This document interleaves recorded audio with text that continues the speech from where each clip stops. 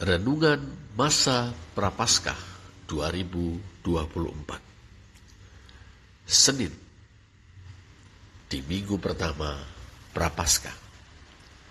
Bacaan firman Tuhan terambil dari Imamat 19 ayat 1 dan 2, dilanjutkan dengan ayat 11 sampai dengan 18, Mazmur 19 ayat 8 sampai dengan 10 dan 15, Matius 25 ayat 31 sampai dengan 46.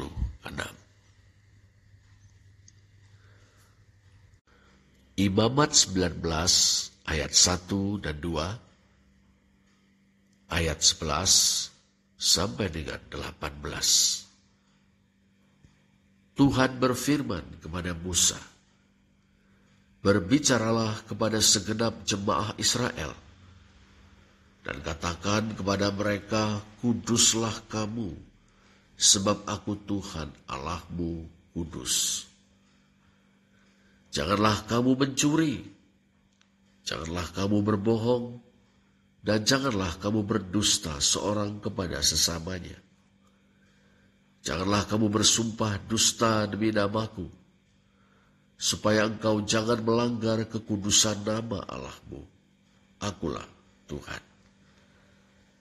Janganlah engkau memeras sesamamu manusia, dan janganlah engkau merampas. Janganlah kau tahan upah seorang pekerja harian sampai besok harinya. Janganlah kau kutuki orang tuli, dan di depan orang buta janganlah kau taruh batu sandungan. Tetapi engkau harus takut akan Allahmu, akulah Tuhan. Janganlah kamu berbuat curang dalam peradilan. Janganlah engkau membela orang kecil dengan tidak sewajarnya. Dan janganlah engkau terpengaruh oleh orang-orang besar. Tetapi engkau harus mengadili orang sesamamu dengan kebenaran. Janganlah engkau pergi kian kemari menyebarkan fitnah di antara orang-orang sebangsamu. Janganlah engkau mengancam hidup sesamamu manusia. Akulah Tuhan. Janganlah engkau membenci saudaramu di dalam hatimu, tetapi engkau harus berterus terang menegur orang sesamamu, dan janganlah engkau mendatangkan dosa kepada dirimu karena dia. Janganlah engkau menuntut balas, dan janganlah menaruh dendam terhadap orang-orang sebangsamu, melainkan kasihilah sesamamu manusia seperti dirimu sendiri. Akulah Tuhan. Mazmur 19 ayat 8 sampai dengan 10 dan 15. Taurat Tuhan itu sempurna, menyegarkan jiwa. Peraturan Tuhan itu teguh, memberikan hikmat kepada orang yang tak berpengalaman. Titah Tuhan itu tepat, menyukakan hati. Perintah Tuhan itu murni, membuat mata bercahaya. Takut akan Tuhan itu suci, tetap ada untuk selamanya. Hukum-hukum Tuhan itu benar, adil semuanya. Mudah-mudahan engkau berkenan akan ucapan mulutku dan renungan hatiku, ya Tuhan, gunung batuku dan penebusku. Matius 25 ayat 31 sampai dengan 46. Apabila Anak Manusia datang dalam kemuliaannya, dan semua malaikat bersama-sama dengan dia, maka ia akan bersemayam di atas tahta kemuliaannya.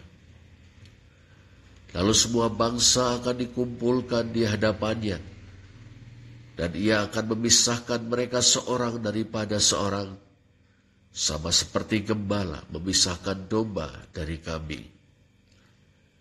Dan ia akan menempatkan domba-domba di sebelah kanannya, dan kambing-kambing di sebelah kirinya.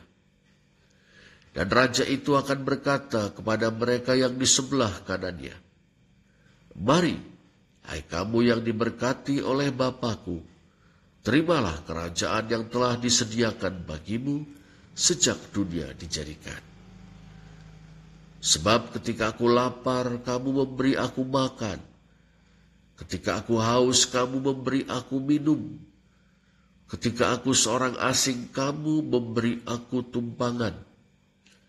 Ketika aku telanjang, kamu memberi aku pakaian. Ketika aku sakit, kamu melawat aku. Ketika aku di dalam penjara, kamu mengunjungi aku. Maka orang-orang benar itu akan menjawab dia, katanya, Tuhan, bila manakah kami melihat engkau lapar dan kami memberi engkau makan, atau haus dan kami memberi engkau minum?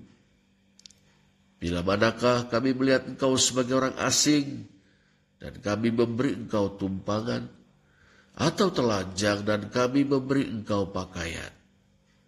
Bila manakah kami melihat engkau sakit atau dalam penjara dan kami mengunjungi engkau? Dan raja itu menjawab mereka, Aku berkata kepadamu, sesungguhnya segala sesuatu yang kamu lakukan untuk salah seorang dari saudaraku yang paling hina ini, kamu telah melakukannya untuk aku. Dan ia akan berkata juga kepada mereka yang di sebelah kirinya, Enyahlah dari hadapanku, hai kamu orang-orang terkutuk, enyahlah ke dalam api yang kekal, yang telah tersedia untuk iblis dan malaikat-malaikatnya. Sebab ketika aku lapar, kamu tidak memberi aku makan. Ketika aku haus, kamu tidak memberi aku minum. Ketika aku seorang asing, kamu tidak memberi aku tumpangan. Ketika aku telanjang, kamu tidak memberi aku pakaian. Ketika aku sakit dan dalam penjara, kamu tidak melawat aku. Lalu mereka pun akan menjawab dia, katanya, Tuhan, bila manakah kami melihat engkau lapar, atau haus, atau sebagai orang asing, atau telanjang, atau sakit, atau dalam penjara, dan kami tidak melayani engkau? Maka ia akan menjawab mereka, Aku berkata kepadamu, sesungguhnya, segala sesuatu yang tidak kamu lakukan untuk salah seorang dari yang paling hina ini, kamu tidak melakukannya juga untuk aku. Dan mereka ini akan masuk ke tempat siksaan yang kekal, tetapi orang benar ke dalam hidup yang kekal. Bapa Surgawi, berdasarkan pembacaan firman-Mu, singkapkanlah kepada kami pengajaran dan kehendak-Mu. Biarlah kami boleh semakin mengenal-Mu, semakin mengenal jati diri kami, serta panggilan-Mu dalam hidup kami. Di masa Prapaskah ini, biarlah semakin jelas bagi kami kebenaran-kebenaran yang hakiki. Dalam nama Tuhan Yesus Kristus. Amin. Saudara, kita tidak asing dengan istilah Taurat. Mungkin dalam benak kita terbayang 5 kitab yang secara tradisional dianggap sebagai tulisan Nabi Musa. Kejadian, Keluaran, Imamat, Bilangan, dan Ulangan. Boleh jadi juga kita membayangkan Taurat sebagai serangkaian perintah dan larangan Tuhan. Lakukan perintah Tuhan, jauhi larangannya, maka kita akan selamat. Jika tidak, niscaya kita akan binasa. Mungkin begitu yang ada dalam benak kita. Tetapi saudara, secara hakiki, Taurat itu sendiri berarti pengajaran. Ya, pengajaran dari Tuhan Allah untuk umatnya. Tentu, di dalamnya terdapat perintah dan larangan. Mazmur menyebutnya peraturan, titah atau perintah. Tetapi Taurat juga memuat banyak cerita atau kisah. Kisah tentang Allah, kisah tentang umatnya. Secara khusus, kisah tentang Allah yang membebaskan orang Israel dari perbudakan negara adidaya Mesir dan menjadikan orang Israel umatnya melalui ikatan perjanjian kasih karunia. Peraturan titah atau perintah itu diberikan Tuhan Allah kepada orang Israel sebagai pedoman untuk hidup sesuai dengan jati diri mereka sebagai umat Allah.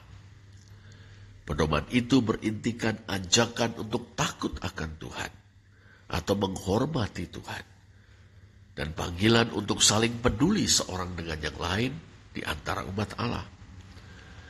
Dengan hidup sesuai dengan pedoman itu, orang Israel menghayati jati diri sebagai umat Allah. Itulah artinya hidup kudus yang selaras dengan kekudusan Allah. Dalam konteks itu, mereka diberkati Allah, menjadi kesaksian bagi bangsa-bangsa lain dan memuliakan Allah. Saudara, Tuhan Yesus memperjelas sifat inklusif dari kepedulian dalam Taurat. Kita dipanggil tidak saja untuk memedulikan sesama umat Allah atau sesama Kristen, tetapi juga sesama manusia dari segala bangsa, khususnya mereka yang miskin, terhina, tertindas, dan terpinggirkan. Yesus menyebut mereka sebagai saudara-saudaraku yang paling hina ini. Dia ingin kita menjadi berkat bagi mereka. Dia menghendaki supaya pembebasan yang telah kita nikmati di dalam Dia dialami juga oleh sesama kita.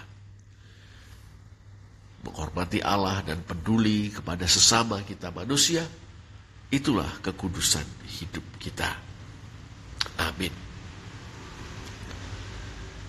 Bapa Surgawi, Kau perintahkan kami untuk hidup kudus, karena Engkau, Allah kami, kudus. Kami mengerti bahwa kekudusan itu berhakikat rasa hormat kepadamu dan kepedulian yang tulus kepada sesama. Mampukan kami dengan Roh Kudus, supaya kami boleh sungguh-sungguh menghormati Engkau, mengasihi-Mu dengan segenap hati kami, jiwa kami, akal budi dan kekuatan kami.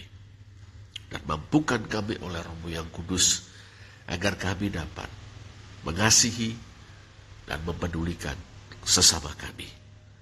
Terima kasih Bapa, dalam nama Tuhan Yesus Kristus. Amin. Saudara, mari kita hayati diri kita sebagai bagian dari umat Allah, dengan menghormati Allah dan memedulikan sesama kita manusia. Kiranya Allah menyapa banyak orang melalui kepedulian kita kepada sesama. Amin.